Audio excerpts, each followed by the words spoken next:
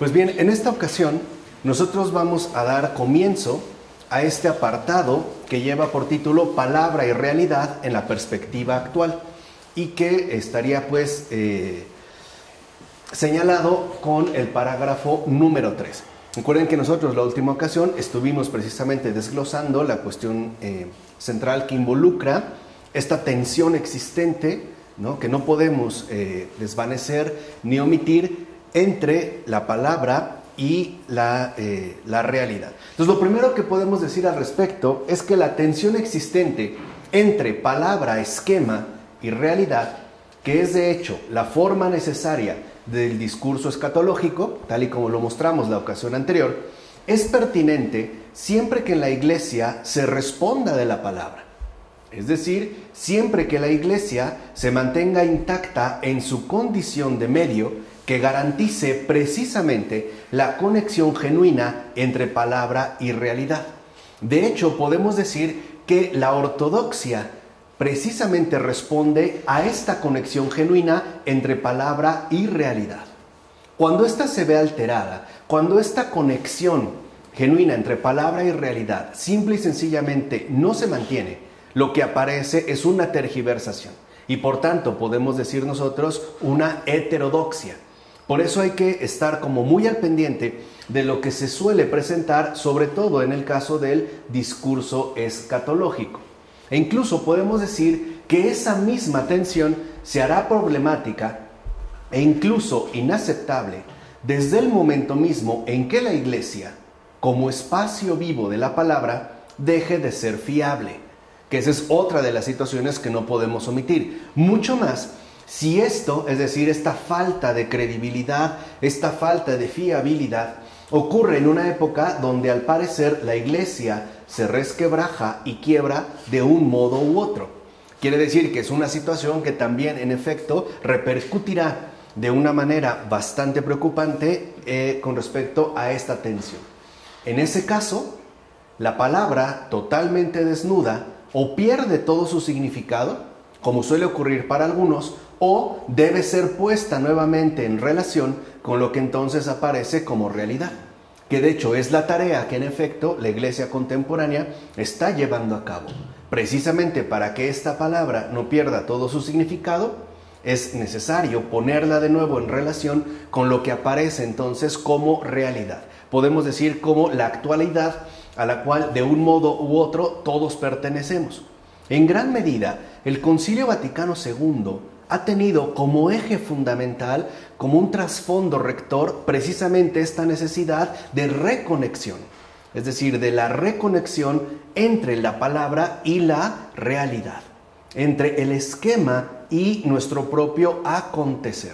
Por eso para muchos podría resultar un poco sorprendente o innovador algunos de los planteamientos que se gestaron a partir del Concilio Vaticano II y que suscitaron y de hecho siguen suscitando algún tipo de problemáticas o por lo menos discusiones. Pero es una necesaria respuesta precisamente para el acontecer de estos tiempos. Algo que la Iglesia puso en marcha y que algunos grandes teólogos como Hans-Urs von Balthasar, Henri de Lubac, Romano Guardini y Joseph Ratzinger también realizaron y buscaron implementar de la manera más certera, ¿no? De una manera incluso podríamos decir nosotros prácticamente extraordinaria.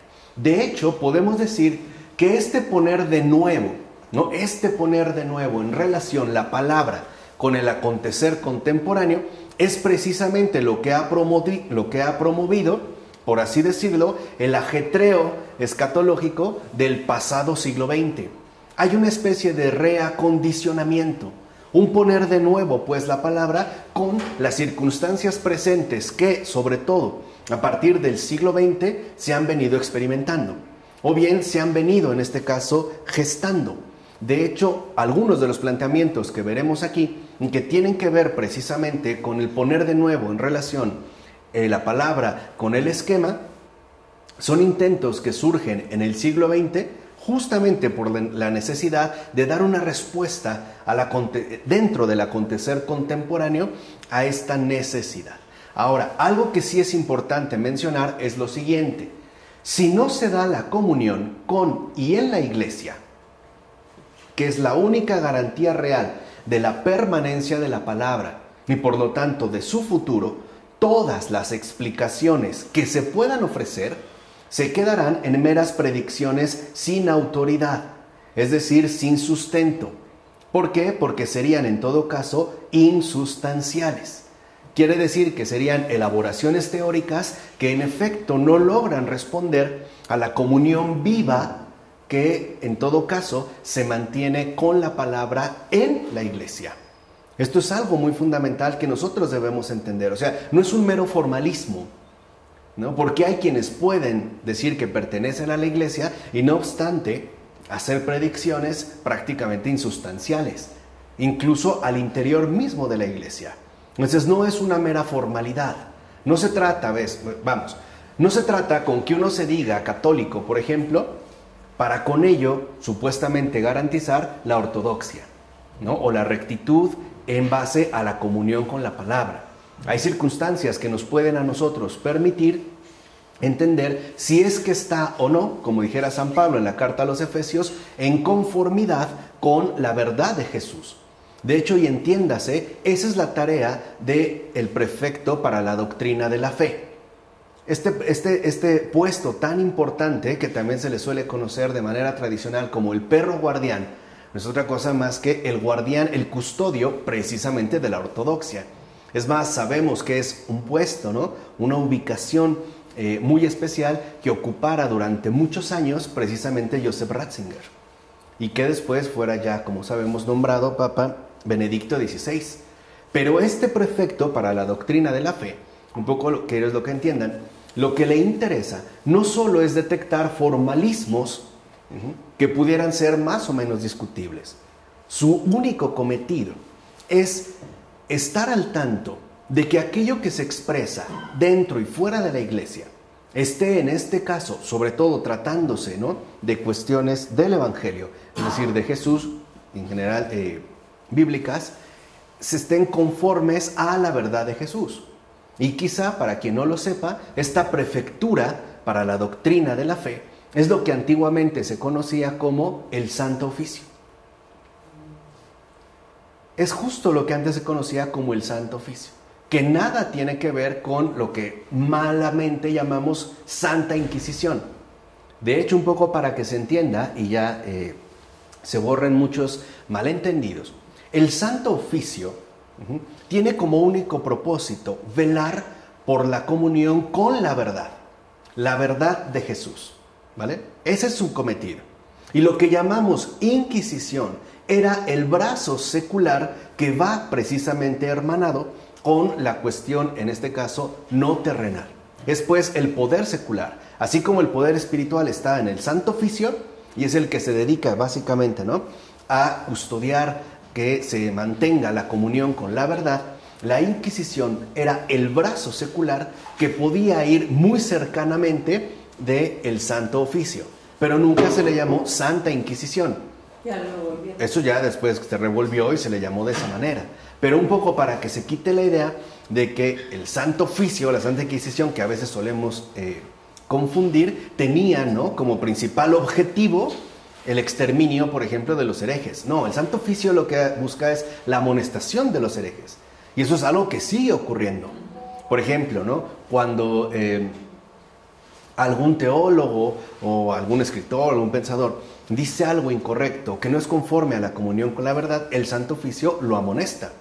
E incluso precisamente se le excomulga porque no es más que la formalidad de la posición que de hecho está ocupando. No sé si se entiende, o sea, no es que la iglesia lo saque, es que él ya está fuera. La excomunión lo único que hace es confirmarle la posición que él libre y voluntariamente ha decidido adoptar. Ahí sí es una cuestión meramente formal, pero no es pues una imposición. De hecho, no solo se limita a la excomunión, sino sobre todo a una recapacitación. Es decir, se le indica el error cometido, pero también la posibilidad de que haya una corrección y una enmienda. ¿Para qué? Para que permanezca dentro del seno de la iglesia, es decir, en comunión con la verdad. Entonces, esto es muy importante para que entendamos, en efecto, algunas de las posturas, digamos, más relevantes o más influyentes que surgieron, sobre todo, vuelvo a insistir, en el pasado siglo XX. Así, podemos ver, por ejemplo, un breve panorama de las soluciones ofrecidas al respecto, es decir, de este poner de nuevo en relación la palabra esquema con la realidad. Una figura, por ejemplo, importante es Karl Barth. Al menos para el llamado primer Barth, esperar a la parusía, ¿no?, esta manifestación plena del Señor, no significa el cálculo de un acontecimiento temporal que alguna vez tendrá lugar, sino que se trata de algo sumamente actual para cada ser humano. Fíjense cómo está dado el planteamiento, ¿no? Karl Barth, por ejemplo, considera que la parusía, ¿no?, digamos ya esta verdadera y genuina manifestación escatológica, no tiene que ver para nada con un asunto temporal. No es que hagamos un cálculo de tiempo e incluso una especie de proyección temporal, sino que él la va a remitir a una cuestión, por así decirlo, existencial. De tal manera que la parusía ahora remitiría, en último término, a un asunto, digamos, actualizado para cada ser humano. De hecho, por ejemplo, esperar la parusía significa, según Barth, mirar a la frontera contra la que choca mi existencia. Así es, por ejemplo, como lo va a definir en un primer momento. La espera de la parusía como este mirar hacia aquella frontera contra la que choca mi existencia. Es decir, significa, en palabras de Barth, tomar nuestra situación en la vida tan en serio como es. Pues, de acuerdo con Barth, resurrección es eternidad. ¿Vale? Este es, digamos, como en concentrado las soluciones ofrecidas por Barth. En tal caso, las concepciones de los últimos días representan lo absolutamente último en el sentido metafísico, es decir, la trascendencia absoluta de Dios. Sería aquello, pues, que para nada coincidiría de ninguna manera con nuestro estado actual de existencia. Sería, por eso habla de esta última frontera contra lo que chocaría mi existencia. Así, cuando nosotros hablamos ya de la parusía, estaríamos hablando de lo absolutamente último, en un sentido metafísico, o sea, aquello que remitiría a la absoluta trascendencia de Dios. Sería, pues, en este caso, algo absolutamente distinto a lo que nosotros, de hecho, podemos experimentar. Así pues, de acuerdo con Karl Barth, comprender el cristianismo escatológicamente y de ningún otro modo significa, por supuesto, con el trasfondo de tales ideas filosóficas, no considerarlo para nada como doctrina o como institución, sino única y exclusivamente como acto de decisión. Vean esta alternativa. O sea, en este caso, para Karl Barth, comprender el cristianismo escatológicamente excluye de una manera insuperable el reconocer en el cristianismo algún tipo de doctrina e incluso algún tipo de institución que lo sustente. Más bien el cristianismo, entendido en este sentido, se remite a un acto de decisión. ¿Y qué significa en este caso acto de decisión? Pues el exponerse a la total alteridad de Dios, a eso absolutamente otro que va más allá de mis capacidades, tanto de experiencia como de expectativas. ¿Vale? Quiere decir que entonces el cristianismo, de acuerdo con Karl Barth, nos ofrece un acontecimiento absolutamente distinto que remitiría a aquello de lo cual mi existencia, tal y como es, ya no puede dar cuenta. Estaría, pues, ¿no?, en una situación completamente distinta. Entonces, como podemos ver, escatológico ha perdido aquí todo su contenido en realidad temporal para convertirse más bien en un concepto existencial. ¿Por qué? Porque Karl Barth se deja llevar y guiar por la influencia de Heidegger. Entonces, el cristianismo, por ejemplo, ya no remite para nada a la pertenencia de una comunidad viviente. O sea, ya no es necesario pertenecer o formar parte de la iglesia. Y tampoco significa, por ejemplo, ¿no?, el comprometerse de una manera clara y explícita con un contenido doctrinal. Simple y sencillamente remitiría a este acto de decisión, es decir, a una postura existencial, ¿vale?, que nos abriría un horizonte, de acuerdo con Karl Barth, totalmente renovado y que por lo tanto haría mención hacia esta eternidad que podemos entender justamente como resurrección. Entonces, el cristianismo para muchos pues va a resultar seductor porque adquiere este tinte existencial. Ya no tengo que mantenerme apegado, por ejemplo, ¿no?, a las tonterías retrógradas de una iglesia, ¿no? Tampoco ya no tengo por qué mantener un compromiso definido con los dogmas, sino que ahora lo puedo asumir desde una postura existencial. Ahí se ve, digamos, la influencia que ha ejercido Heidegger en Karl Barth, en este teólogo. En todo caso, Karl Barth considera el cristianismo como acto de encuentro siempre nuevo. Es decir, una especie de actualismo informe sin principio ni fundamento. Porque sería otra vez la remitencia, digámoslo de esta manera, a esa absoluta alteridad de Dios que renovaría por completo mi propio panorama existencial. Es decir, ya la escatología no tiene que ver no solo con la realidad temporal de nuestro propio acontecer, sino que tampoco tiene que ver ni con la iglesia, ni con la doctrina, y por supuesto tampoco nada tiene que ver con los dogmas. Se remite pues a una especie de actualismo informe que no tiene ni principio ni fundamento. ¿Por qué? Porque al parecer queda sustentado única y exclusivamente en el acto de decisión llevado a cabo por el existente. Es decir, en tanto acto existencial.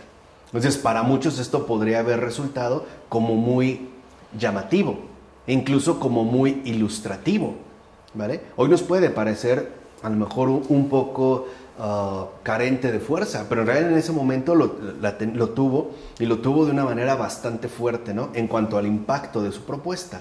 ¿Por qué? Simple y sencillamente, acuérdense la crisis vivida durante el pasado siglo XX que históricamente lleva el nombre de existencialismo. Sartre, Camus y todos ellos que buscan en la existencia ese sentido último que nos pueda remitir, en el caso de Barth, incluso aquello absolutamente otro que sería Dios, lo cual me libera de dogmas, me libera de la institución, me libera de doctrinas.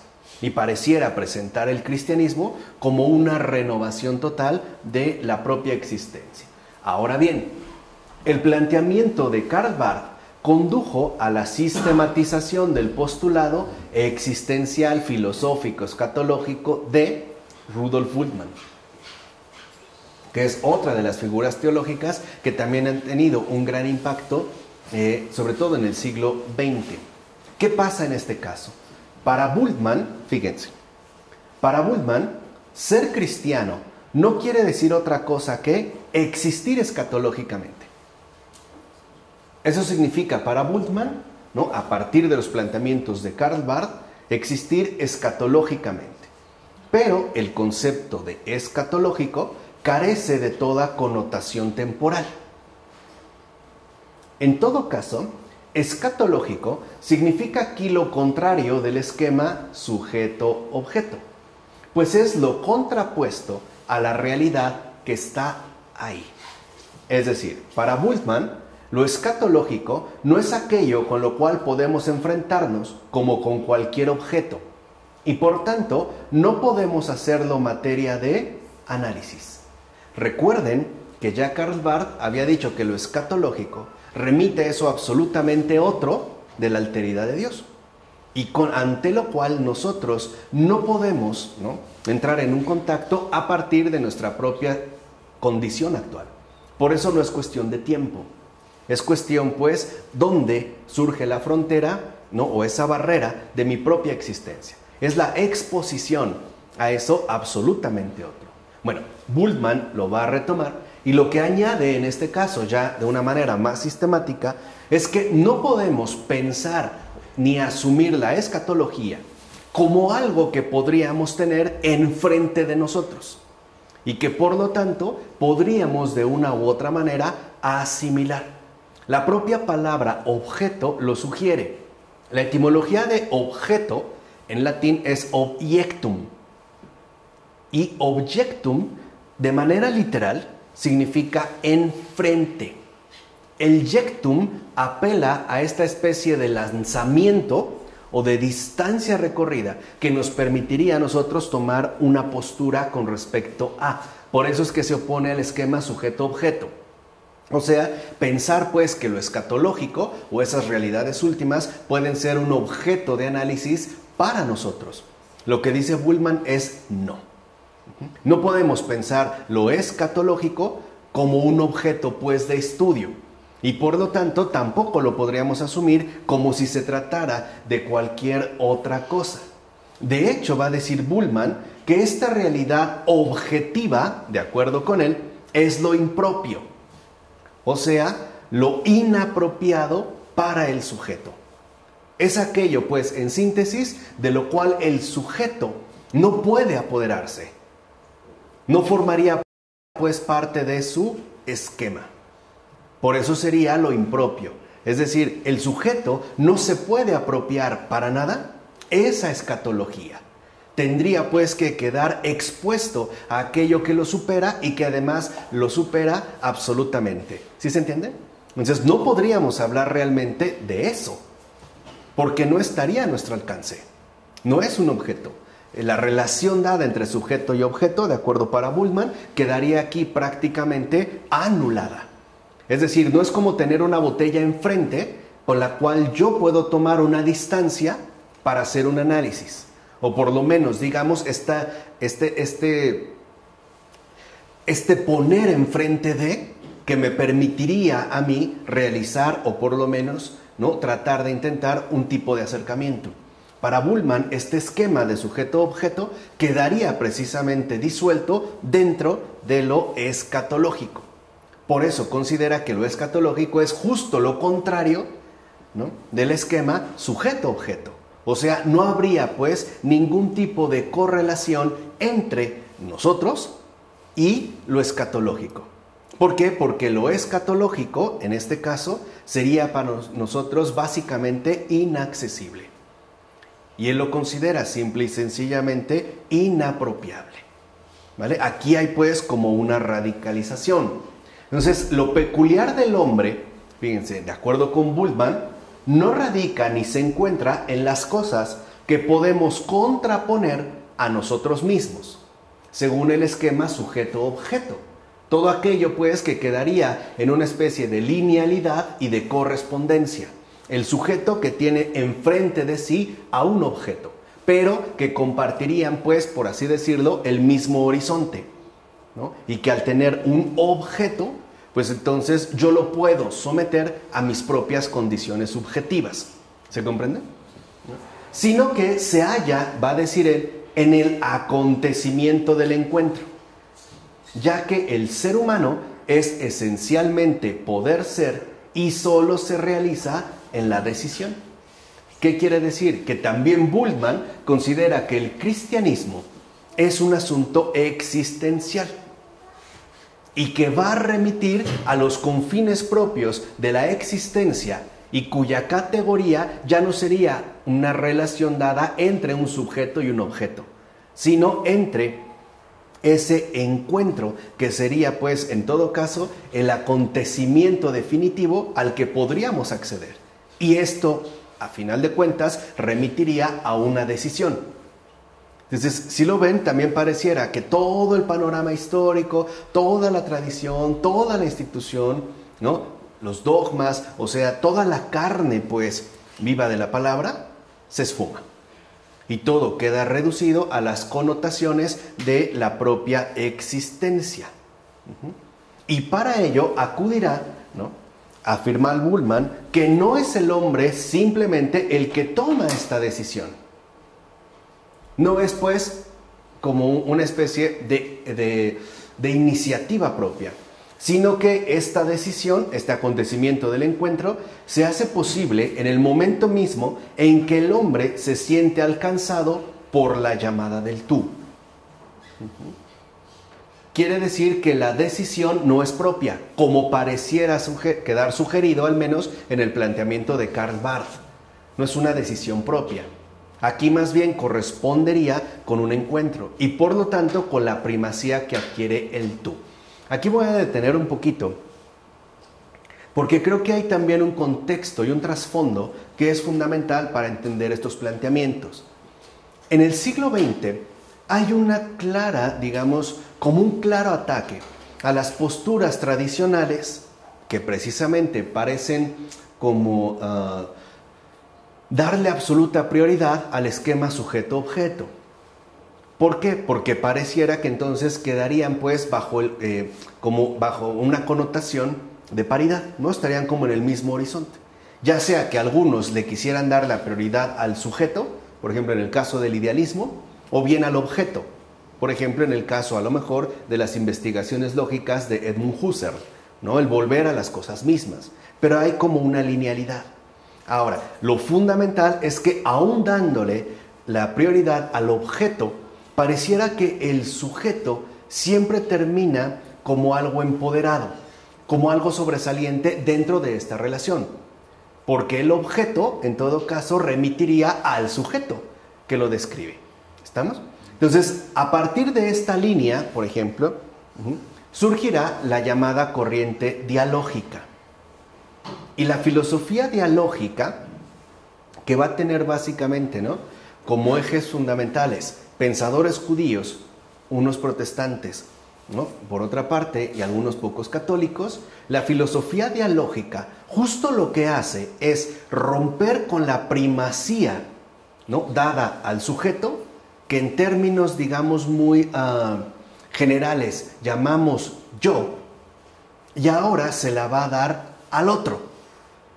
¿Entiende? Es decir, en este caso, ahora, para la filosofía dialógica, lo más sustancial ya no es el yo, sino el otro.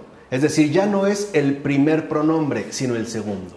De tal forma que ahora es el tú el que adquirirá una total soberanía. ¿Se entiende? Es decir, por eso se hablará de una filosofía dialógica, una relación fundamental entre el tú y el yo. Por ejemplo, el que expondrá como de una manera más formal las líneas fundamentales de este planteamiento dialógico será Martin Buber, un pensador judío del pasado siglo XX importante e interesante. E incluso él considerará que en efecto lo importante es la relación y el encuentro entre el tú y el yo. ¿Por qué se habla de encuentro? Porque a diferencia de lo que sucede con un objeto, que si mal no recuerdo, porque tiene varios años, que de hecho es con los que yo discutí en mi doctorado, si mal no recuerdo, Buber habla de la palabra yo-ello para referirse a la relación que nosotros podemos establecer con un objeto. Nosotros podemos decir la manera en la que nos relacionamos con algo. No obstante, dice Buber, no solo se reduce todo a la relación yo-ello. Hay algo más sustancial y es la relación yo-tú. Lo que en efecto, por ejemplo, remite ya no a la cercanía o el contacto con algo, sino más bien al encuentro con alguien. Y esto es lo que le va a dar la primacía, en este caso, al tú. Un filósofo católico, aún vivo, ya mayor, llamado Robert Spemann, ha escrito un libro bastante interesante al respecto, que se titula precisamente Personas, la diferencia entre algo y alguien. Pero esa es una línea dialógica que en efecto, ¿no?, da como respuesta la entronización o el empoderamiento del yo como una causa de fondo sustancial de todo el panorama destructivo vivido especialmente en el siglo XX. Si ustedes recuerdan también, por ejemplo, nuestro muy santo padre Pavel Florensky tiene algo de esa influencia dialógica, aunque no sea de una manera directa. Vamos, aunque no haya conocido estos autores, pero la tiene desde el momento en el que, por ejemplo, ataca mucho a la cuestión de la igual a o la mismidad, ¿no? O lo que él simplemente llamaba la aseidad, es decir, el empoderamiento del yo que es incapaz de reconocer algo distinto a sí mismo. De hecho, yo lo reconozco, ¿no? De los dialógicos debo mucho y aprendí mucho y me han enseñado bastante, aunque sea con los que más discuto, pero son los que más me han enseñado. Entonces, ¿esto qué significa? Que dentro de este planteamiento, el tú ahora resulta primario. Ya no se empieza del yo, se empieza del tú. Y las categorías para hablar de este encuentro entre personas tienen que ser distintas, por ejemplo, a las categorías tradicionales del esquema sujeto-objeto, que por lo regular solían ser epistemológicas. Aquí tendrán que ser vivenciales y en este caso personales. Por eso ya no se habla, por ejemplo, de conocimiento, sino de encuentro. Y ya no se trata de conocer a una persona, o sea, reducirla al estatus de objeto que yo finalmente, ¿no? Como que engullo como sujeto, sino de reconocimiento, en donde, ¿no? Reconozco la presencia de ese otro o tú que se encuentra frente a mí, pero no como un objeto, sino como una realidad que ciertamente me trasciende. ¿Por qué, por ejemplo, también Franz Rosenzweig tendrá algo de esta línea dialógica e incluso Emmanuel Levinas? Aunque ahorita veremos la característica sustancial de Levinas, porque para ellos precisamente el auge radical de lo monológico, es decir, la absolutización del yo, el sí mismo, la mismidad, la seidad, etc., era incluso la causa, por ejemplo, de la ofensa cometida contra el pueblo judío. Es decir, el planteamiento alemán como un yo que es incapaz de reconocer algo otro distinto a sí mismo y que por eso busca precisamente su aniquilación. Emmanuel Levinas discutirá con Buber, van en esta línea, pero Emmanuel Levinas elaborará una radicalización del planteamiento, porque para el gran Emmanuel Levinas, es decir, mi principal rival, el tú adquiere un estatus absolutamente otro. A diferencia de Martin Buber, que todavía los pone en relación hay una relación entre el yo y el tú, lo que hace Levinas es ahora decir no. No hay una relación simétrica entre el yo y el tú, sino que es asimétrica. ¿Qué significa esto? Que el otro, el tú, el prójimo, adquiere un estatus absoluto de alteridad. Ay, qué bueno que recordé a Levinas, tiene mucho tiempo que no. La verdad, tiene planteamientos muy serios. Pero lo que hace es plantear ahora la alteridad como lo absolutamente otro. Aquello que yo ya no puedo apresar y que de hecho a mí me va a configurar ahora de modo distinto. Por ejemplo, él dice, el sujeto no es el que se apodera del otro, es el que queda sujetado a ese otro. Si se dan cuenta, la radicalidad de esta figura asimétrica hace pues que la prioridad del absolutamente otro adquiera también la luminosidad de la trascendencia. En pocas palabras, ese otro, absolutamente otro, al que yo no puedo reducir ni configurar a mi propio yo, es justamente la presencia de Dios. Por eso, para Levinas, lo importante es reconocer al otro como lo absolutamente otro, que ya no podemos vivir en una linealidad del entre, sino en una situación asimétrica de total, vamos a decirlo así, de una total exaltación del otro, es decir, en este caso como alteridad. Y por eso para Levinas el planteamiento sustancial es la ética. ¿Y qué entiende en este caso por ética? La responsabilidad. Es decir, yo tengo que responder de ese otro. Yo tengo precisamente, ¿no?, que dar respuesta de ese otro, cuyo rostro, que sería como una especie de epifanía, me remite a mí a esa trascendencia absoluta que es Dios, al cual yo no puedo reducir ni a mis categorías, ni a mis deseos, ni a mis caprichos. Es decir, es la exaltación, pues, podríamos decir, la exaltación radical, absoluta y total del prójimo. ¿Vale? De tal manera que entonces yo tengo que responder de ese otro. Por eso para él la responsabilidad es respuesta a la trascendencia, ¿no? Tiene un texto que es una entrevista que le hicieron que se llama Ética e Infinito. Creo que es como una de las mejores introducciones a su planteamiento, que no es sencillo, de Emmanuel Levinas. pero sí es fundamental que nosotros entendamos a partir de qué contexto es que ello precisamente se viene gestando. Hay pues un rescate del tú y su priorización, es decir, su entronización, de tal manera que el yo ya no ocupe el primer lugar.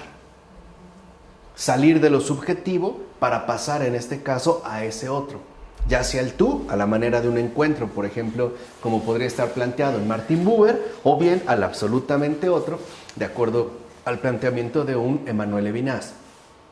¿Por qué es sana la filosofía dialógica? Porque nos ayuda a entender que no todo se remite a uno mismo, sino que es más que importante salir de uno mismo para reconocer la presencia de ese otro, del cual tengo que responder de una o bien de otra manera. ¿Se entiende? Ahora, ¿cuál es el problema en Emmanuel Levinas? El planteamiento es muy bueno. De verdad, su planteamiento es muy bueno y es muy serio. Y me parece también que es muy enriquecedor. El problema en el caso de Emmanuel Levinas es que entonces esta responsabilidad absoluta del otro me transforma en algo así como una especie de mini Mesías. De mini Mesías. Porque la redención recae sobre mí. En tanto tendré que responder de todo y de todos. Es un poco como decirle a Jesús, quítate porque ahí voy yo. Hacerlo como a un lado. Vamos, al menos dentro de esta radicalidad. ¿Quién lo puede soportar?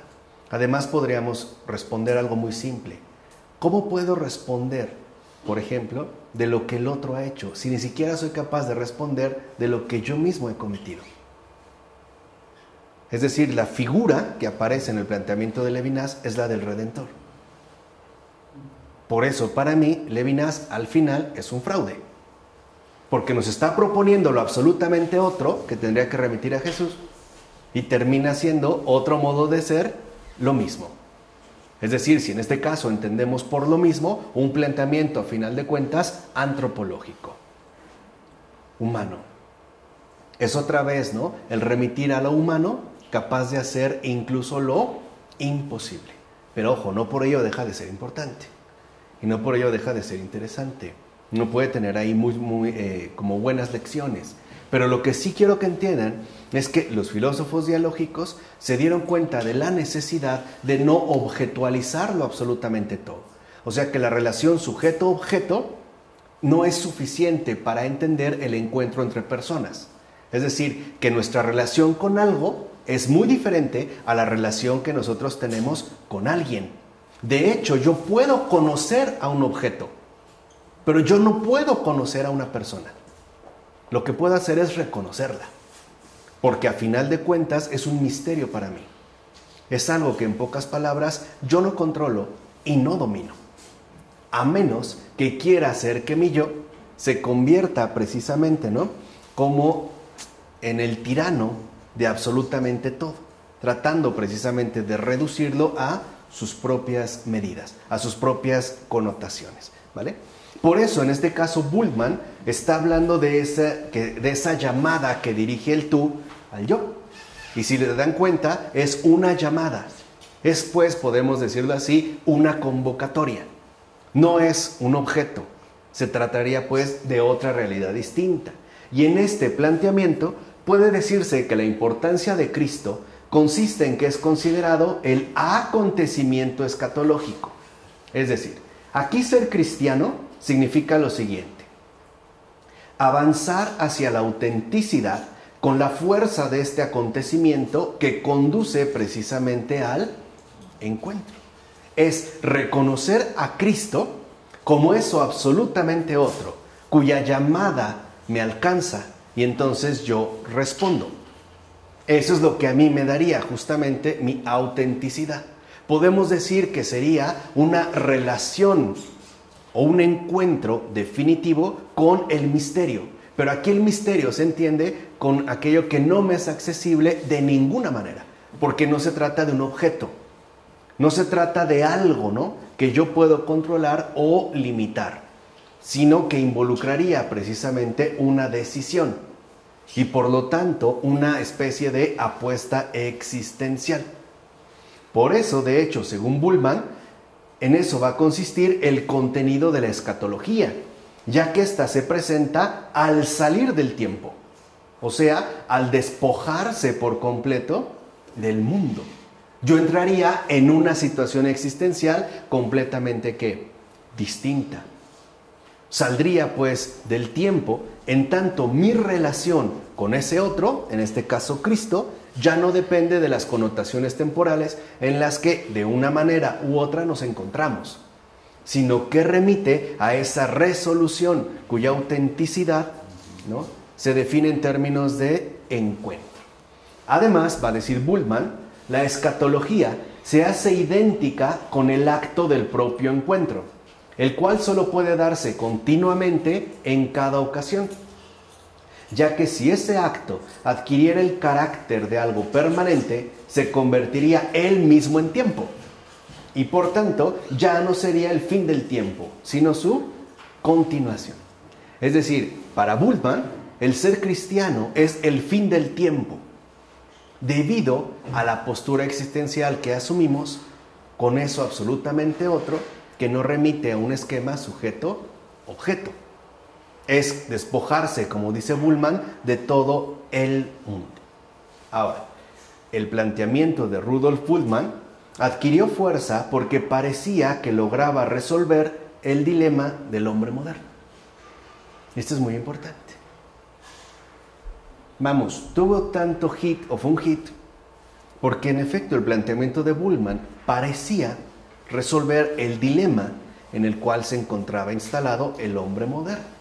En efecto, puesto que el hombre moderno se ve como enfrentado a la alternativa de tener que recortar mucho su fe en consideración de la ciencia moderna, llegando incluso a renunciar a su lealtad como cristiano, porque le parece incompatible el compromiso definido que tiene con su fe y la posición que asume la ciencia moderna, o bien de tener que oponerse a las conquistas modernas por mantener la integridad de su fe, y entonces convertirse en una especie de tradicionalista.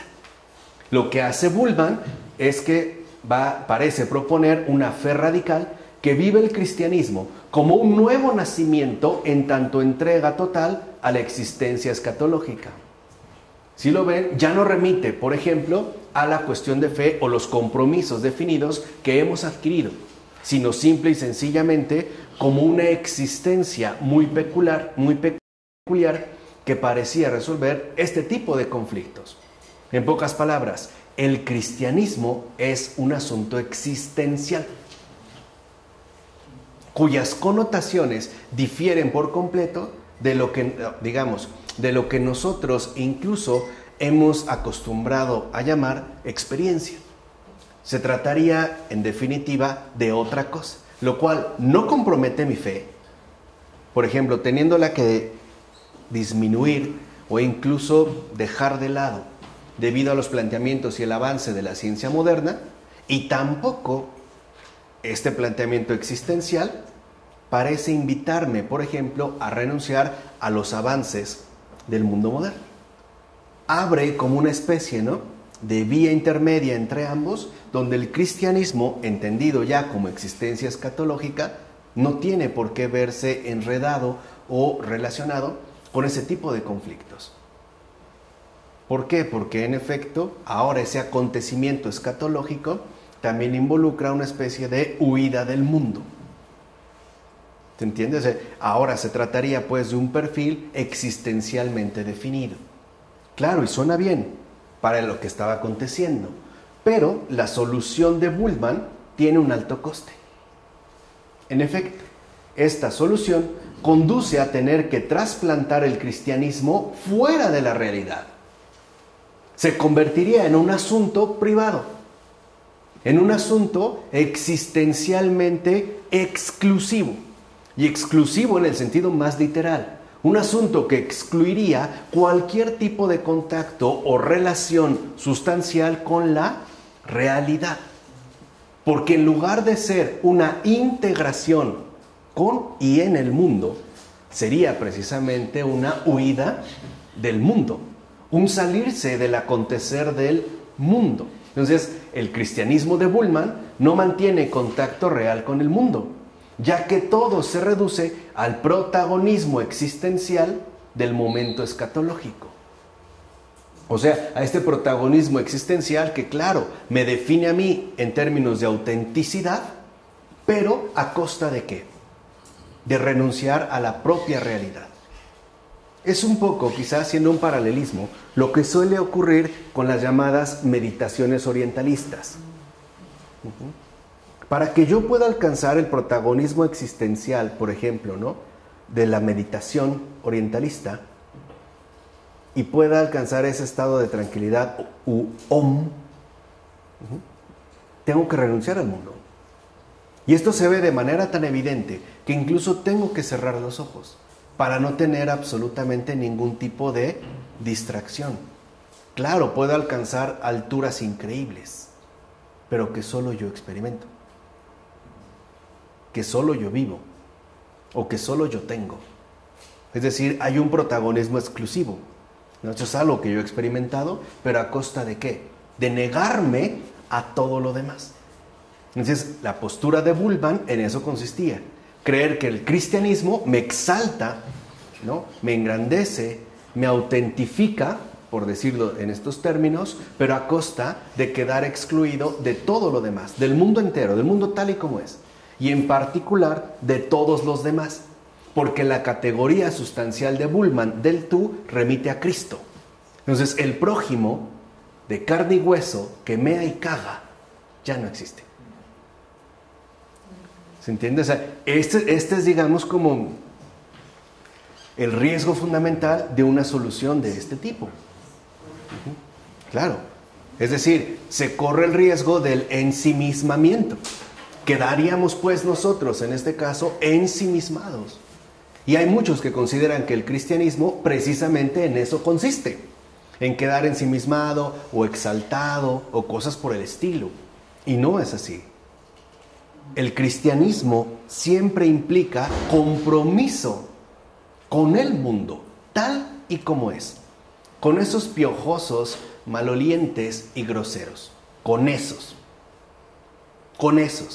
El cristianismo nunca nos invita a una exclusión, sino precisamente a una inclusión. Es decir, a la necesidad de entrar en contacto, sin adquirir ningún tipo de protagonismo existencial, ni social, ni cultural, ni religioso, ni nada por el estilo. De hecho, podemos decir que en el planteamiento de Bullmann, el cristianismo es una especie de existencialismo protagónico. Pero lo curioso es que en realidad no tiene nada de cristiano. Pero puede resultar para muchos muy, muy sugerente. En pocas palabras, ¿por qué? Pues porque me coloca al centro a mí. Pero el alto coste, pues, es renegar del mundo.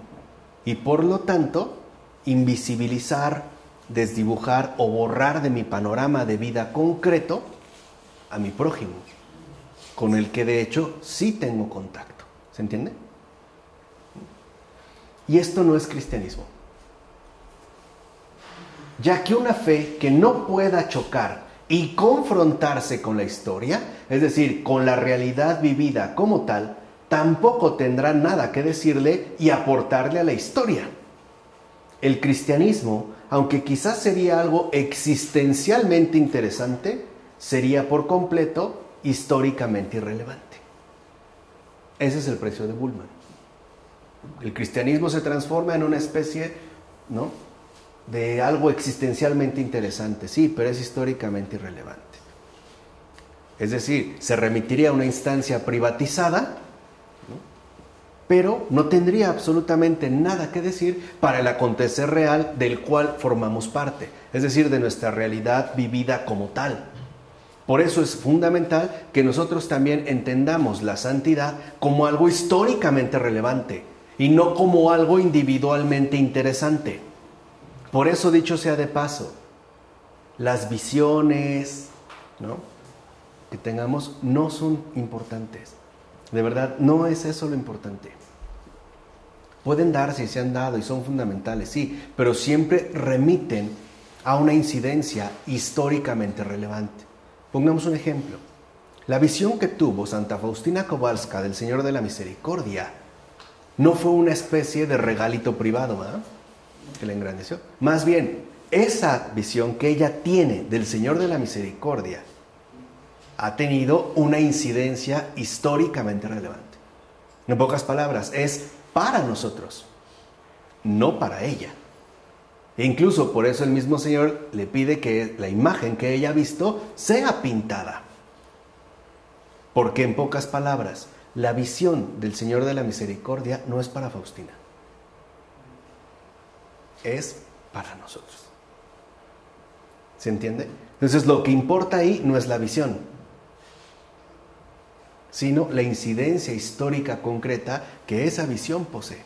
Es decir, su incidencia, su contacto, su encarnación con respecto a la realidad vivida como tal. Es decir, al mundo en el cual nosotros estamos insertos. ¿Vale? Ahora, así pues, ese vacío sustancial, creo que ahora se entiende a qué nos referimos, creado por Bullmann, fue uno de los presupuestos centrales de la teología basada en la fascinación de las promesas marxistas. Claro, si el terreno histórico se deja abandonado, pues habrá otros que de ahí van a sacar provecho. No, es que el cristianismo no tiene que ser existencialmente interesante, tiene que ser históricamente relevante, pero hay que verlo en qué sentido.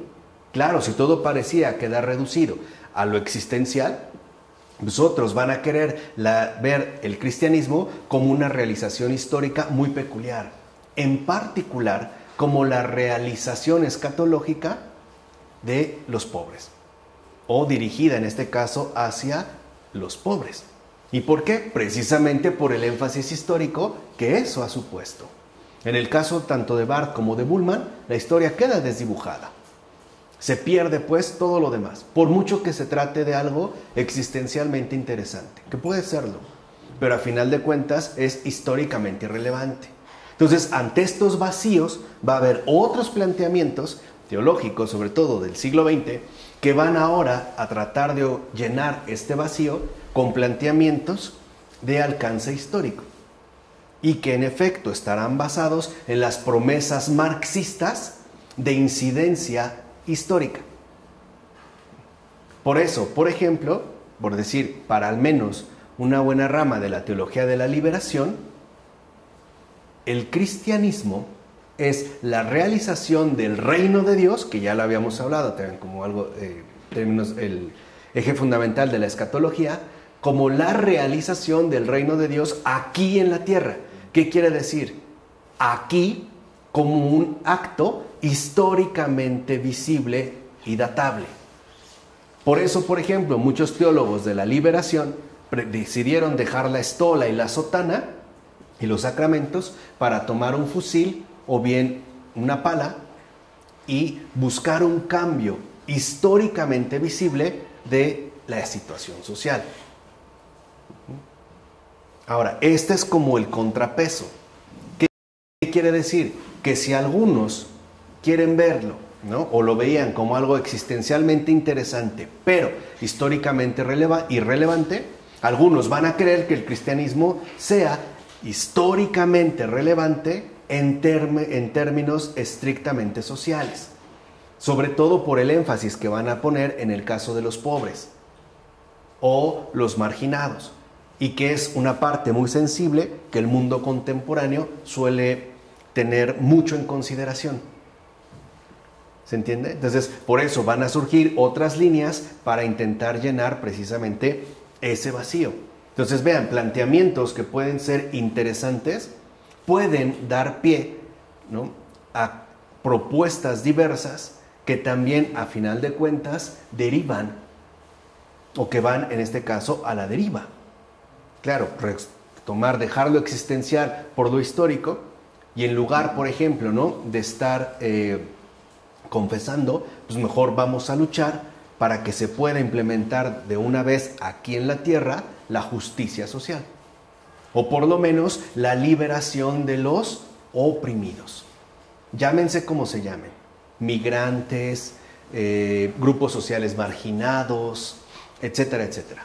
Ahí es por donde unos se van a mover, precisamente porque Marx parecía prometer un cambio históricamente efectivo. Acuérdense de uno de sus eslogans más potentes, ¿no? Él era periodista.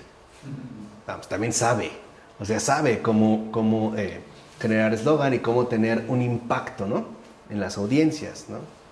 O sea, no se trata de, ya no es momento de pensar el mundo, ¿no?, sino ha llegado el momento de transformarlo. O sea, el paso de la teoría a la praxis. Y la praxis como un acontecimiento históricamente realizable. O este otro eslogan de proletarios del mundo entero, uníos, ¿no? Ahí está el nuevo profeta, ¿no?, haciendo esta convocatoria de unión para tener una incidencia. Piensen lo que trajo. Cuarta renovación, tal, la Cuarta República. La Cuarta Renovación, que van ahí, o sea, y por eso vemos cómo incluso esto nos ayuda a entender por qué muchos dejaron el existencialismo o el protagonismo existencialista por el protagonismo histórico, los movimientos del 68. Ya no se trata, ¿no?, de quedar embaucados por los planteamientos de un Sartre, por ejemplo, sino de poner manos a la obra e incluso de empuñar las armas. De tal manera que la incidencia ahora se convierta en una realización estrictamente histórica. Es decir, que tenga pues una incidencia directa en el mundo. ¿Se entiende? Y de aquí pasamos a Oscar Cullmann. Este exégeta basilense desarrolló en sus obras una posición radicalmente contraria a lo que Bullmann piensa sobre el concepto de lo cristiano. Para Cullmann, la historia de la salvación constituye la esencia del cristianismo neotestamentario. O sea, lo mismo que Bullmann pensaba que lo era la escatología. Pues mientras para Bullmann el centro estaba en la escatología, para Cullmann está en la historia de la salvación. Para Cullmann, lo esencial es aquello que Bullmann excluía, es decir, la historia real llena de contenido y continuamente progresiva. Hasta ahí vamos bien. Pero la concepción de Cullmann no solo se desarrolla en contraposición con Bultmann, sino que también se contrapone a la herencia griega y a la metafísica, que de hecho tiene una importancia decisiva en la teología católica. Si ustedes lo ven, los más grandes teólogos de nuestra Santa Madre Iglesia han sido también grandísimos metafísicos. Y justo lo que hace Cullmann no solo es desligarse de la concepción de Bullmann, sino también de la herencia griega y por tanto de la metafísica. Vamos a ver por qué. ¿Ellos no eran metafísicos o qué? ¿Ellos no eran metafísicos? No, Cullmann no. ¿Por qué? Eso es lo que vamos a ver. Porque según Cullmann, el pensamiento griego entiende el tiempo de modo cíclico. O sea, el tiempo es un círculo cerrado y por consiguiente un retorno constante. Esta idea, ¿no?, antigua, pagana, del eterno retorno, que remitía en gran medida, por ejemplo, al llamado ciclo de las estaciones. Parece que en efecto algo avanza, pero avanza de manera cíclica, ¿no? Hay como esta idea se repite, ¿no? Hay una repetición, de acuerdo con Cullmann, en el pensamiento griego. Ahora, esto conduce, dice Cullmann, a que el tiempo se tenga que considerar como esclavitud y por ende como maldición. Y por eso parece imposible que se pueda buscar la salvación en el tiempo. Esa es la lectura que está haciendo Cullmann del pensamiento griego. En todo caso, la salvación consiste en escapar del círculo del tiempo, es decir, en la huida hacia la eternidad atemporal. De acuerdo con Cullmann. Así aparece, según Cullmann, la metafísica. O sea, la metafísica sería la búsqueda de la salvación fuera del tiempo, lo cual la convierte en negación de lo temporal y precisamente por ello en contraposición estricta de una visión fundamental de la fe cristiana. Entonces, de acuerdo con Bullmann, la metafísica no es más que la invención hecha para poder salir de la maldición del tiempo cíclico. Claro, como aquí estamos condenados, ¿no?, a una constante repetición, pues tenemos que inventarnos algo distinto que no corresponda con este eterno retorno, ¿no? Con este perpetuo ciclo, ¿no? En el que estamos inmersos, y tenemos que buscar una especie de atemporalidad. De tal manera que entonces para Kuhlmann la metafísica sería algo así como la alergia esencial con respecto a todo lo que tenga que ver con lo temporal. En pocas palabras, la metafísica sería la invención de ese más allá. Un más allá alérgica al tiempo y que no puede de ninguna manera remitir a este tiempo. Dicho brevemente, la metafísica es la suplantación del concepto originario del cristianismo primitivo, que consideraba la historia de la salvación como algo vinculado a una línea temporal ascendente. Es una suplantación. Así pues, a diferencia del concepto cíclico del tiempo de los griegos, en la Biblia, según Kuhlmann, habría una interpretación lineal del tiempo. Quiere decir que está contraponiendo, pues, pensamiento griego y su invención de la metafísica, de ese más allá, ¿no? Alérgico al tiempo, con lo que, de acuerdo con Kuhlmann, aparece en la Biblia, como una interpretación ya no cíclica, sino lineal del tiempo.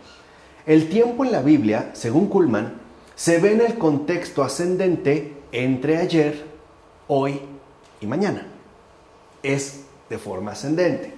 Y en cuanto línea ascendente, ofrece el espacio en el cual se puede realizar la verificación de un plan divino. O sea, sin tener que renunciar al tiempo y por ende sin tener que renunciar a la historia, tal y como lo querían hacer en este caso los griegos. Dicho de otra manera, la salvación se realiza en el tiempo. Tiempo y salvación se relacionan mutuamente. Por tanto, la escatología aparece totalmente vinculada a la historia. ¿Qué quiere decir? Que la escatología es exclusivamente un asunto temporal de la salvación. O sea, la salvación es, tal y como lo plantea el marxismo, algo enteramente histórico. Ahí está la otra postura. Lo que dijimos, ¿no? Se abandona el protagonismo existencial, pero ahora se adopta el protagonismo histórico. Quiere decir que ahora la escatología queda vinculada a la salvación aquí y ahora. Tiene que darse, pues, en este caso, en el tiempo. Tiene que convertirse precisamente en un asunto temporal. Por eso a algunos teólogos de la liberación les parecía que los sacramentos que apuntan a la eternidad son ya inservibles o inútiles. Lo mejor es recurrir precisamente a esa salvación en tanto acontecimiento enteramente histórico. Y entonces comprometerse, por ejemplo, con las luchas sociales. Piensen en el caso de México y el Ejército Zapatista. No solo estaba el subcomandante. ¿Quién más estaba? ¿Qué personaje religioso estaba ahí? No, ese es de Guadalajara.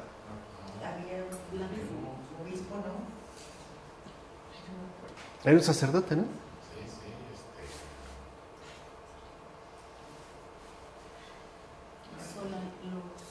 No, él es actual.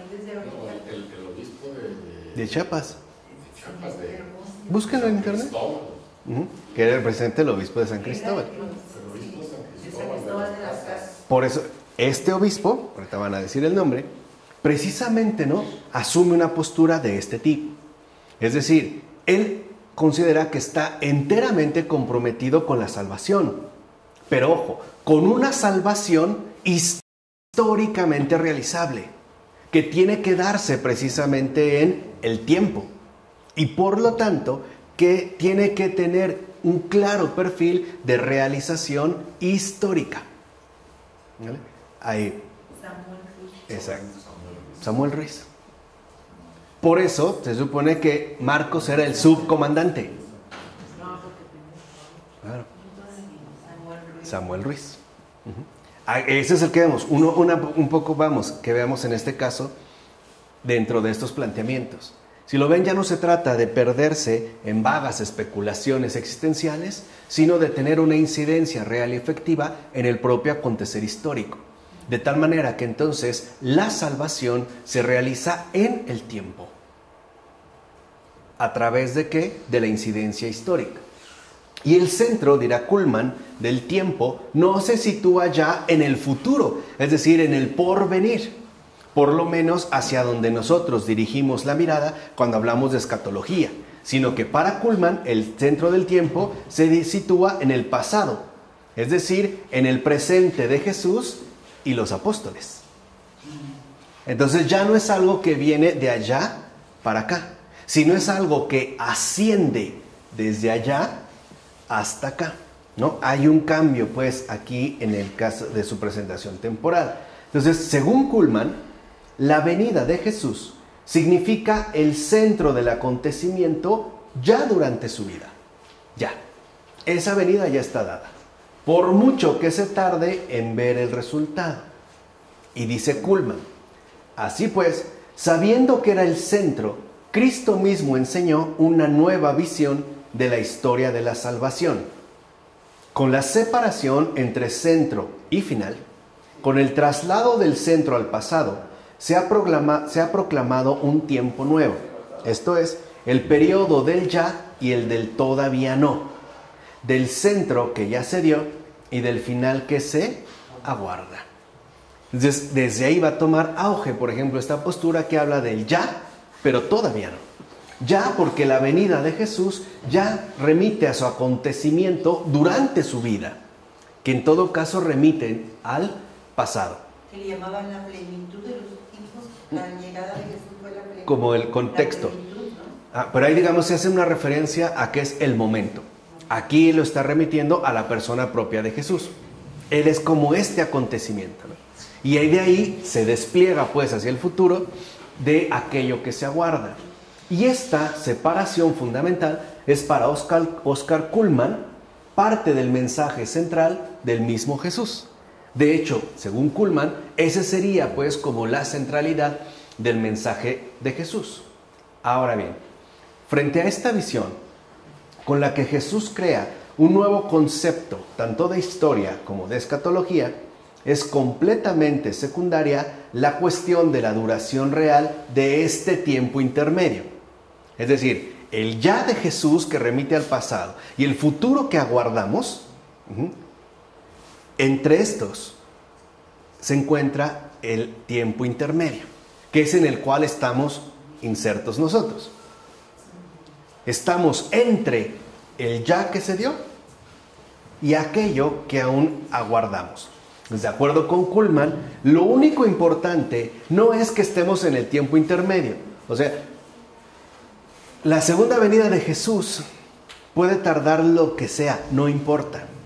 Para Kuhlman, lo único importante es que el centro ya se ha dado.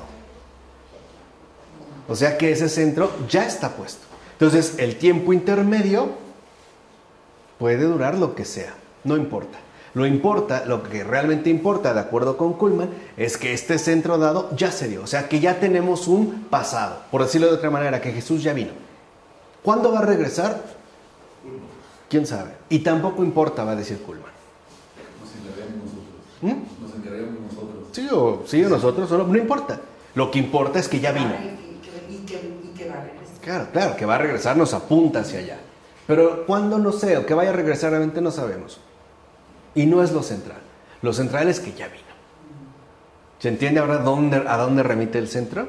¿Ves? ¿No? Lo hace pues regresivo. Por eso Kuhlman crea el concepto y la realidad de tiempo intermedio, que sería en todo caso la nueva fase de la historia de la salvación. O sea, el tiempo intermedio al cual permanecemos nosotros y todos los que han venido después de Jesús, es una especie de duración sin importancia que no es capaz de ofrecer orientación alguna para la existencia humana. ¿Ya? O sea, lo único que tenemos es la garantía de que ya vino, punto. Pero no tenemos ninguna orientación fiable hacia adelante. Y nos encontraríamos en esta nueva fase de la historia de la salvación que Kuhlman llama tiempo intermedio y que en realidad es una duración sin importancia, que es justo lo que habíamos en este caso mencionado. Así, dirá Kuhlman, fe significaría solidaridad con la historia de la salvación, es decir, aceptación del ya histórico salvífico, por supuesto actuando desde este ya en orden al todavía no. Este es el planteamiento. Así pues, las categorías esenciales como fe, esperanza y amor quedarán adaptadas al tiempo intermedio. Por ejemplo, fíjense ahora los cambios importantes que se tienen. Fe sería la aceptación de la historia realizada, la cual se lleva al presente mediante el amor, renovándose así la esperanza de lo que ha de venir. Es decir, todo nos viene dado desde ese exacto, desde ese pasado. O sea que si Jesús dijo yo soy el alfa y la omega, para Kuhlman no es cierto, solo es alfa. Omega no, alfa sí. Y desde allá la fe, ¿no?, es aceptación de ese ya, de esa historia realizada, que nosotros actualizamos en el presente mediante el amor y que lo renovamos, ¿no?, en esperanza hacia eso, hacia aquello que ha de venir. En síntesis, para Kuhlman, la historia de la salvación no es mero pasado, sino también presente y futuro, manteniéndose así mutuamente hasta la vuelta del Señor. ¿Cuándo? Dijimos, se trata pues de una especie, ¿no?, de duración sin importancia. Ahora, ciertamente, la contribución de Kuhlman para traducir y asimilar la palabra es mucho mayor que la de los otros dos. Esto sí, es decir, es mucho mejor que la de Karl Barth o Rudolf Bultmann. Con todo, la relación entre tiempo y eternidad, que aquí se toma de la Biblia, ya no de Heidegger, sigue siendo problemática desde el punto de vista del pensamiento. Y además, exegéticamente, no convence. A pesar de que hay mejoras, ¿no?, dentro de estos tanteos que hemos visto, aún así, esta relación que Kuhlman pretende establecer entre tiempo y eternidad sigue siendo, en todo caso, problemática. Y además exegéticamente no convence. De hecho, la cuestión de la interpretación, el problema hermenéutico, que ya habíamos mencionado, se ha descuidado demasiado, lo cual hace ignorar el límite de las afirmaciones bíblicas que de ningún modo intentan hacer determinaciones sobre conceptos filosóficos tales como tiempo y eternidad. Aquí no. O sea, nosotros no podemos exigir de la Biblia una determinación filosóficamente conceptual sobre tiempo y eternidad, porque no es lo que ofrece. No es literalmente, ¿no?, lo que ahí nosotros, digamos, encontramos. Y precisamente por tal descuido, la propuesta de Kuhlman deriva hacia postulados que no concuerdan plenamente con la propia Biblia. ¿O en qué parte incluso de la propia Biblia se nos habla de esta especie de tiempo intermedio? Y más aún, de un tiempo intermedio, esta especie de duración sin importancia. Porque para nosotros realmente en la Biblia hay una pinza esencial. No solo importa que Jesús ya vino, también importa y pesa demasiado que va a venir otra vez. ¿Se entiende? O sea, el católico extiende los brazos y abarca, se toma de la mano con el alfa, pero también toma de la mano al omega. Por eso para nosotros no solo importa que ya vino, sino que ha de venir otra vez. Por eso, por ejemplo, en nuestra celebración litúrgica le decimos, ven Señor Jesús. Y lo decimos en un sentido bastante amplio. Por ejemplo, por lo regular, cuando pronunciamos ese ven Señor Jesús, nos ponemos de pie. Y este es un signo, un gesto muy bello, porque significa, aquí estoy, cuentas conmigo. Ven Señor Jesús, en mi persona, para el beneficio de los demás. Pido que venga Y también ven, Señor Jesús, no lo estoy diciendo a mí. Ven, Señor Jesús, especialmente en aquellos que más te necesitan, en aquellos que en efecto más te añoran, que más te desean, y que sea por las razones que sean, ¿no? Han visto obstaculizar a tu presencia. Ven, Señor Jesús. Pero también sabemos que nos referimos a esta venida definitiva, es decir, al fin del mundo. Y algo es importante cuando nosotros hablamos del fin del mundo. Lo importante no es cuándo, es que Él lo preside. ¿Se entiende? Que el fin del mundo no es algo ni existencialmente interesante, ni históricamente protagónico. Lo esencial del fin del mundo es que es presidido por Jesús. Lo central es la presencia de Jesús, que lo llena absolutamente ¿qué? Todo. Cuando nosotros perdemos de vista a Jesús y nos remitimos a lo subjetivo, caeremos en existencialismos. Y cuando nosotros para liberarnos de lo subjetivo queremos ahora recurrir a lo objetivo, caeremos en historicismos. Pero en ambos casos hay un fallo. El fallo es perder de vista la presencia completa de Jesús. Esta presencia que lo llena todo, que lo ilumina todo y que lo preside absolutamente todo. Por eso no es casual que en el Evangelio se nos recuerde lo central de esa venida. Bendito el que viene en el nombre del Señor. Hosana en el cielo. Y esto pareció que pasa como desapercibido. No se nos está hablando de una renovación existencialmente actualizada, de una negación del tiempo y del mundo. Y tampoco se nos menciona una especie de exclusivismo absoluto del mundo y la respectiva incidencia histórica. No, se nos está hablando de otra cosa.